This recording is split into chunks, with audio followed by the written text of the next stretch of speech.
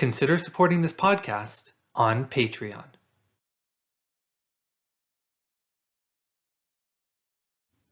On this episode of the What is Asia podcast, I interview Joshua Lim, a graduate student at the National University of Singapore, to talk about Singapore's diplomatic foreign relations strategies, specifically in the context of Singapore's foreign relations with Taiwan from 1965 to 1973.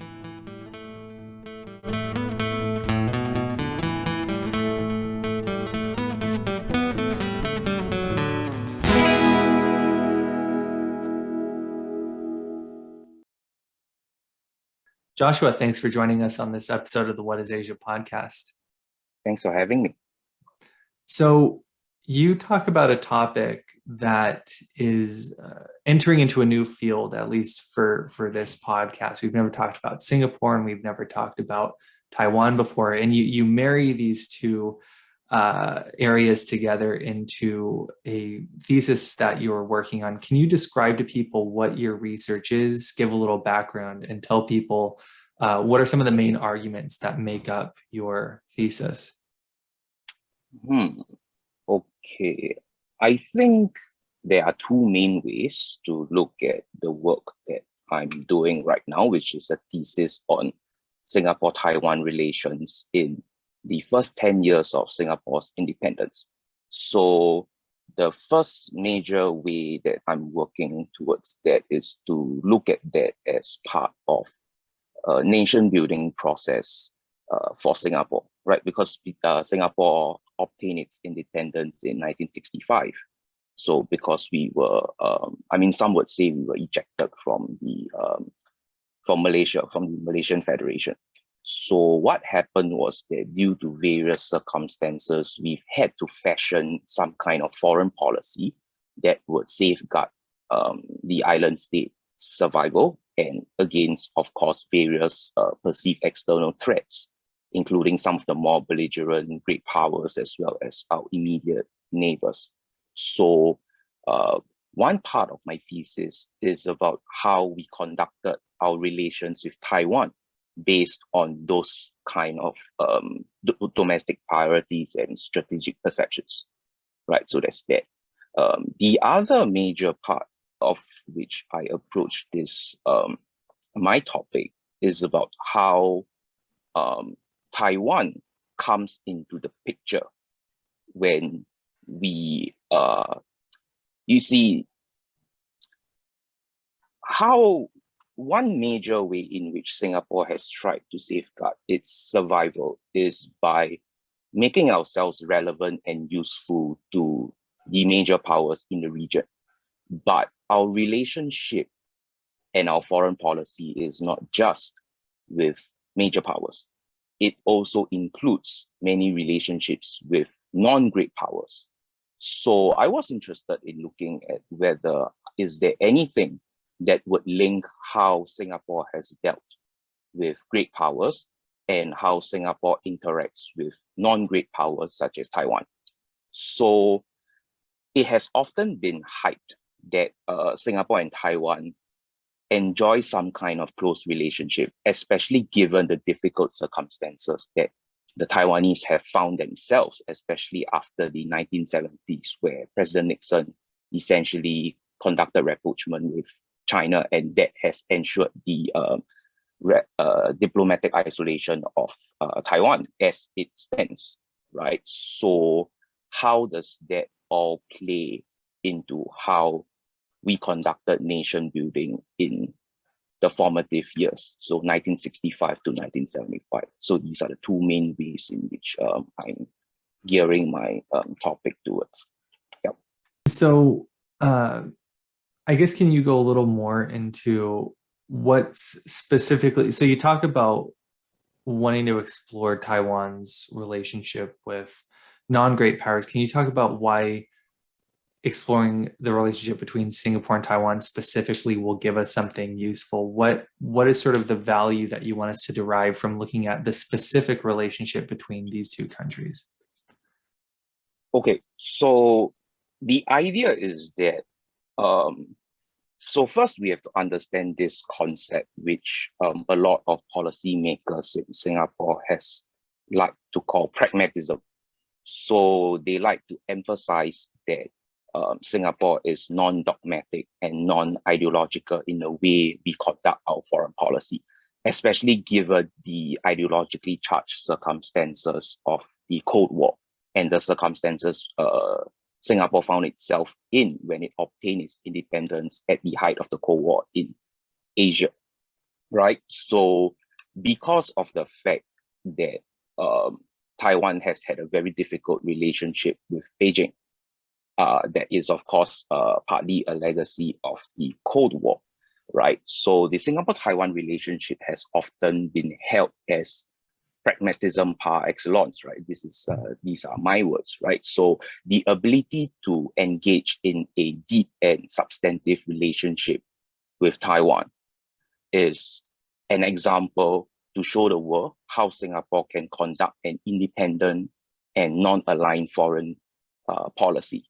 Of course, the meaning of non-aligned, it means different things to different people, right? But the point is that Singapore wants to assert some kind of independence, especially in the face of great powers. So the idea is that Singapore has always been trying to show the world that we are in control of our foreign policy and we can conduct an independent foreign policy whenever we want to, right? But of course, we've chosen to cooperate with the great powers. However, where I come in specifically looking at the Singapore-Taiwan relationship is partly, well, it's partly a story of nation building, but it's also partly a story of, now to use a very loaded word, it's partly a story of exploitation, right? To some extent, the island state has actually used its relationship with Taiwan, especially in the first 10 years of our independence, as some kind of a balance against, of course, China and, of course, and some of the other great powers as well. So at the heart, at least from the argument that I'm pushing forth, right, is that at the heart of Singapore foreign policy and at the heart of Singapore-Taiwan relations, we shouldn't understand the relationship as the cultivation of, for lack of a better word, deep, sincere ties. It was based on mutual interest and it was based on the exploitation of the interests that both sides had. And this was the basis of the relationship. So to some extent, it's a foil to current perceptions of how Singapore has succeeded in conducting its foreign policy over time. So, yeah. And just to make things a little more clear for people, you look at the time period between 1965 and 1973, 1965 being the start of Singapore's independence, correct? Yes. And then why do you take us up to 1973 and cut off your research there? Okay, so part of the reason is that the origins of the Singapore-Taiwan relationship, right, has always been dated back, at least in scholarship. And actually, I would venture to say in popular parlance, that May 1973 was always given as the start date of the Singapore-Taiwan relationship, because the story goes that the founding Prime Minister of Singapore actually made a secret trip to Taipei while he was visiting Japan. And when he was returning from Japan, he actually stopped over in Taiwan. So a lot of things were allegedly discussed in the meeting, ranging from economic cooperation to defense ties between both states.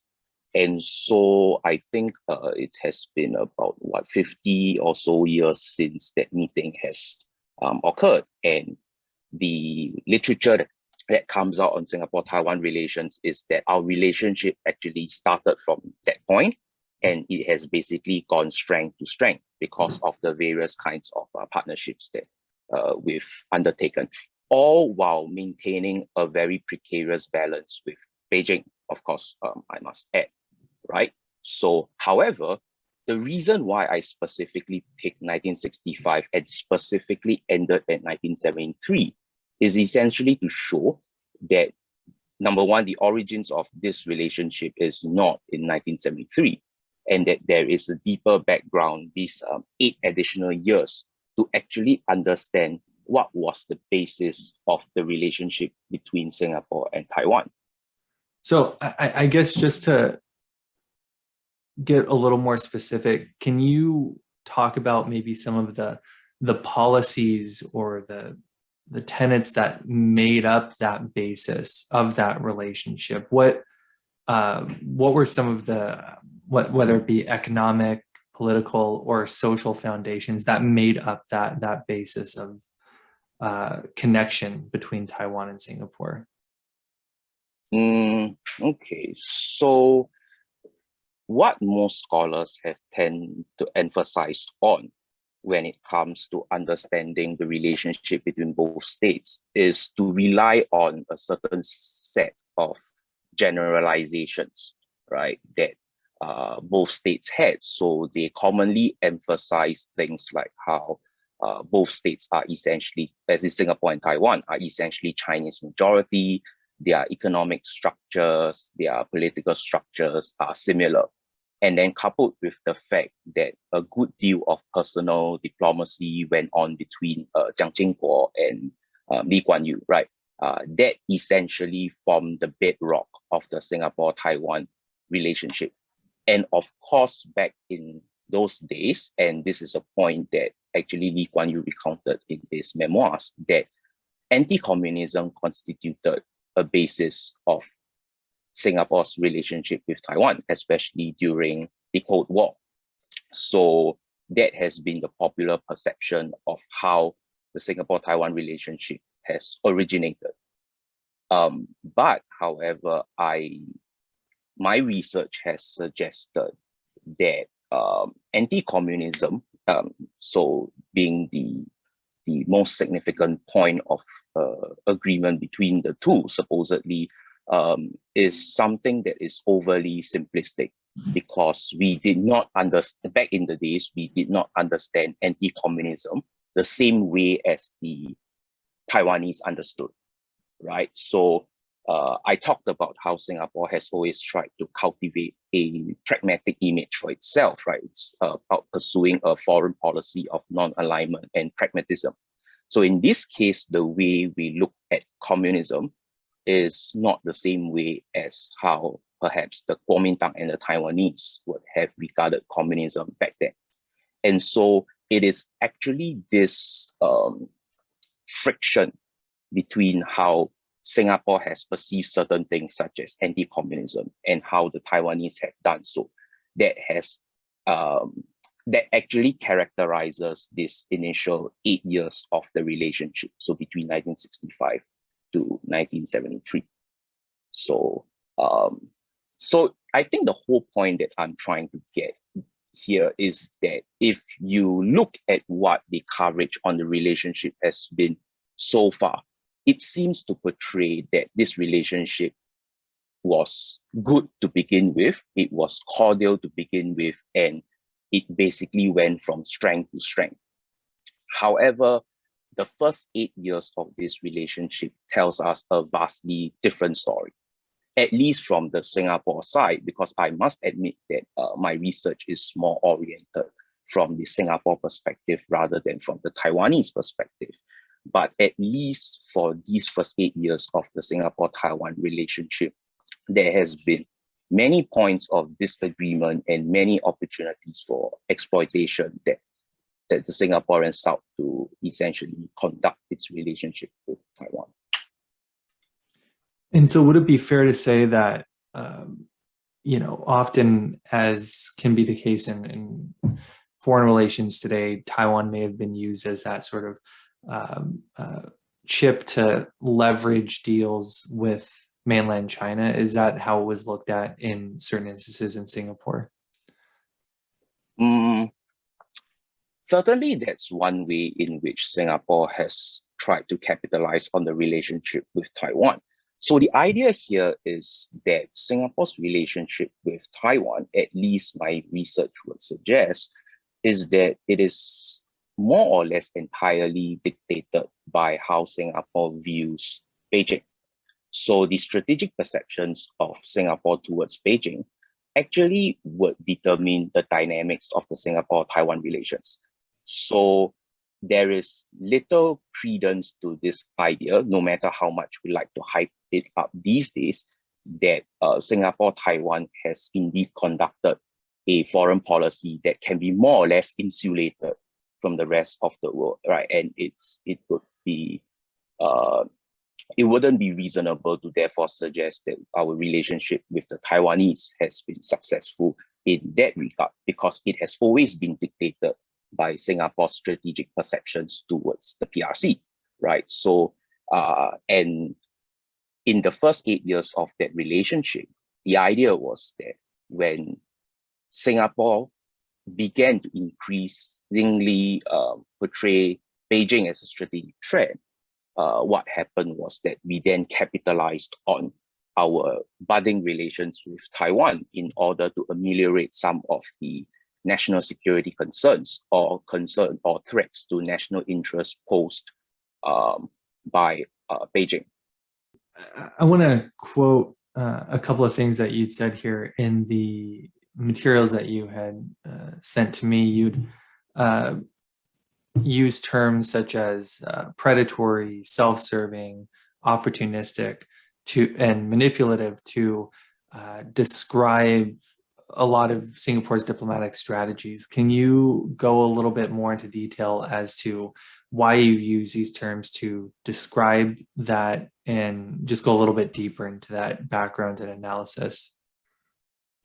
Right. So the reason for choosing some of these labels that you've just mentioned is partly because I wanted to critically look at this idea of success in our foreign policy, right? That so prevailing perceptions of Singapore's foreign policy would suggest that Singapore has become an immensely successful country because Singapore is able to essentially execute a highly effective and highly successful foreign policy that essentially creates win-win situations for everyone, for lack of a better phrase. But the basis of such a successful and pragmatic foreign policy, the use of these labels would suggest, were actually based on a lot of things that were going on behind the scenes, right? Such as exploitation and predation. So essentially, sometimes Singapore foreign policy or Singapore's diplomatic conduct would behave in ways that essentially predated, right? Hence the use of the word predatory, predated on some of the vulnerabilities of our diplomatic partners in order to achieve or to maximize Singapore's national interests, right? So again, it goes back specifically in the case for Singapore and Taiwan. When Singapore's strategic perceptions of Beijing increased, we increasingly look to Taiwan to ameliorate that threat. When the time came in the early 1970s, when Beijing seemed to be becoming a rising power in Asia because of the US PRC rapprochement, it seemed that we then turned around and abandoned the ROC and sacrifice their representational interests, especially in the United Nations. So there's this double face in Singapore's diplomacy going on, and I think the use of those labels and my entire research is oriented around showing that there are all these other sides to Singaporean foreign relations that that prevailing perceptions on the subject would otherwise ignore or sacrifice or put one side in order to uphold this narrative that Singapore's foreign policy has been immensely successful. And it is, right, from a material point of view, right? If you look at it from prevailing coverage, we see that, well, Singapore conducts its relationships with its major partners in the international well, it doesn't seem like there are a lot of issues that we face. But there is also this other quote unquote unsavory side to Singapore's diplomacy, right? The fact that it was prompted by the need to survive and the fact that it was prompted by circumstances does not take away the fact that it is time that we need to understand that there's this other side, there's this undercurrent to Singapore's nation building and foreign policy in its early years. Just to go into a little bit more detail, you talked about how Singapore, as it appeared that Beijing was growing in both its economic and political power, sort of abandoned Taiwan in a lot of its foreign policy interest. Today, does Singapore still recognize Taiwan as an independent nation, or have they abandoned that? And if so, when did they abandon that? Okay, there's something about that question about independent nations. So here's the thing, right? That Singapore has never acknowledged Taiwan as an independent nation. I think that is something that its leaders made very clear right from the beginning.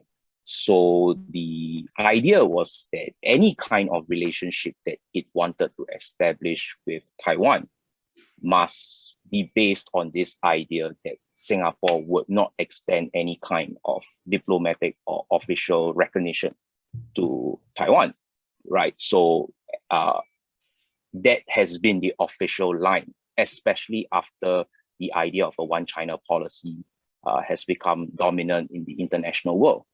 However, in the first 8 years, of course, if we put aside this question of legality and whether we officially recognize Taiwan or not, right? In the first 8 years, what happened was that representational interest was this certain thing that Singapore sought to leverage upon when it came to establishing our relationships with Taiwan vis-a-vis the People's Republic of China, right? So it's the idea of how, in order to accommodate Taiwanese representational interests, right? So we extend. Now let me rephrase that. So what happened was that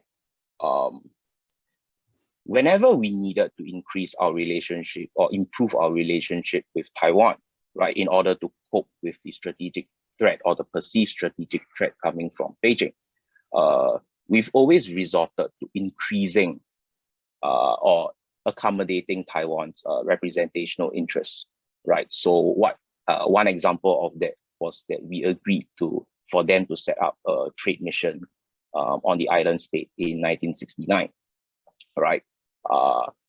And then, of course, what happened after that when we recognized China was that while the trade mission still exists, right, there's all this name-changing thing that's been going on. So I guess the idea is that while we still conduct our relationship with Taiwan as though as it is a de facto country, but in terms of extending recognition or recognizing that they are an independent nation, well, we still do to some extent, but it has been very complicated so far. Before we wrap up, I just have a couple of questions. One of which is, a lot of your research talks about laying the foundation for what established relations between Singapore and Taiwan. But can you talk a little bit about, as of now in the 2020s, what does that relationship look like today? Is it generally amicable? Is it a strained relationship? And maybe not just thinking about it in a vacuum, thinking about it in a more global context in terms of Singapore's connections with mainland China and other parts of the world. How does that play into their relationship with Taiwan?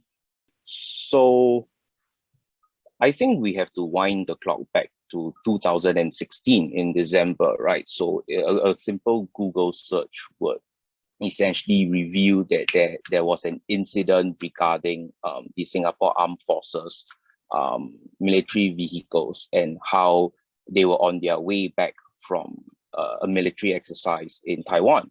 and it was the vehicles were actually impounded in Hong Kong, allegedly under orders from Beijing, right? So basically, that incident put the Singapore-Taiwan relationship into the spotlight, right? So and it highlighted this precarious balance that Singapore foreign policy has been trying to achieve, especially with regards to its relations in Beijing and with Taiwan. So the prevailing idea is that given that Beijing's ascendancy is all but certain, right? So the question remains is that in light of that, how much more autonomy and independence in our foreign policy we could exhibit, especially when it comes to maintaining relations with states like Taiwan, which Beijing obviously claims that it is a part of, right? That in turn also affects how, for instance, recently in the news, right, there's been this thing going on that Taiwan is attempting to join the CPTPP. And I think they've submitted a paper, their papers for admission, I think a few days or so after the Chinese had submitted the papers to join the CPTPP, right? And somebody has made the observation that Singapore would be in a position next year to handle the application, right? So, so the idea is that given that, right, the question remains on how Singapore is going to treat the application for Taiwan and China, given that we have to balance our relationship between the two. So that is something that, of course, history would suggest that given such circumstances, we would have to tread a very fine line with our relations with Beijing. And so it would suggest that we are not able to provide a lot of space to the Taiwanese when it comes to integrating the Taiwanese into these kinds of organizations, especially like the CPTPP. But at the same time, it is in contrary to what Singapore has been emphasizing on, right, that in the realm of economics, everybody is a major partner because everybody is useful and beneficial to economic growth for at least Singapore. What do you think is the biggest lesson, or what are some of the biggest lessons based on your research that Singapore can learn from and apply to their future foreign relations with Taiwan? And I guess maybe just the world in general, what can they learn from this history in terms of how they can apply that lesson to Taiwanese foreign relations in a practical sense? I think the biggest lesson that perhaps my research could contribute to the conduct of Singapore foreign relations, right? It's the idea that the assertion of non-alignment and pragmatism in and of itself does not make relevant or good foreign policy. I think that is a point that has somehow been forgotten by policymakers, if not by, of course, observers of Singaporean foreign relations, right? Because over the years, this narrative of success that has emerged from how we look at Singaporean foreign policy is that we've been successful because we are able to portray this non-aligned image that is, of course, a product of pragmatic behavior and pragmatic considerations, right?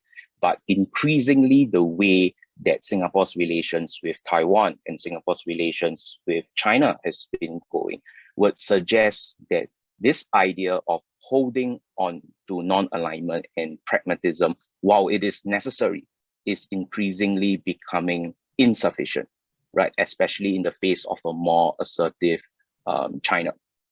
So the conduct of this so-called non-aligned neutral foreign policy is actually backed by a lot of other things that goes on behind the scenes And I think there is a need to remember, at least from the Singaporean side, that we have had to make a lot of accommodation when it comes to being able to balance relationships like the ones we have with Beijing and the ones with Taiwan, right? So the illusion or the assertion of pragmatism and neutralism is in and of itself, not enough. My last question is, when this is published, and if someone is listening to this conversation and they want to learn more about the foreign relations between Singapore and Taiwan, or the relations between Singapore and Asia or the rest of the world,